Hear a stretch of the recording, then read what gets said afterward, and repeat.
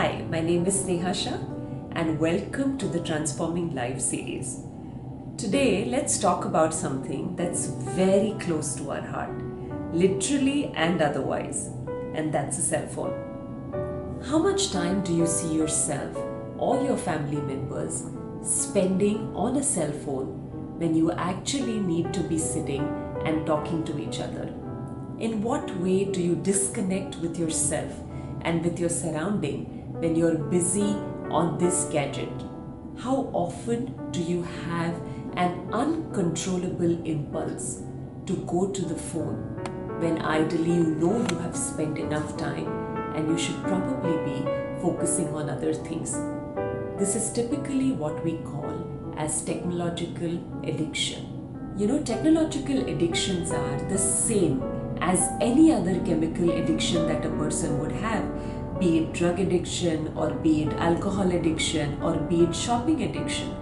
All of these addictions have the same neurological impact on your brain. While I say this, I am not asking you to eliminate these devices because they have their benefits and they are an important part of our everyday life.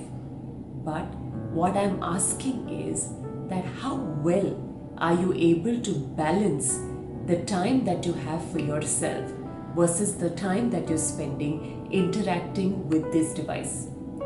We recommend a device detox. We are not asking you to do anything drastic.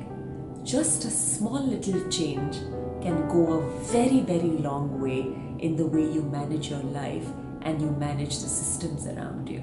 The one thing that I have done is that I have set a time limit in the evening after which I do not get on any technological device, and that has worked really, really well for me. So what is the one thing that you would be willing to do in order to take the control back?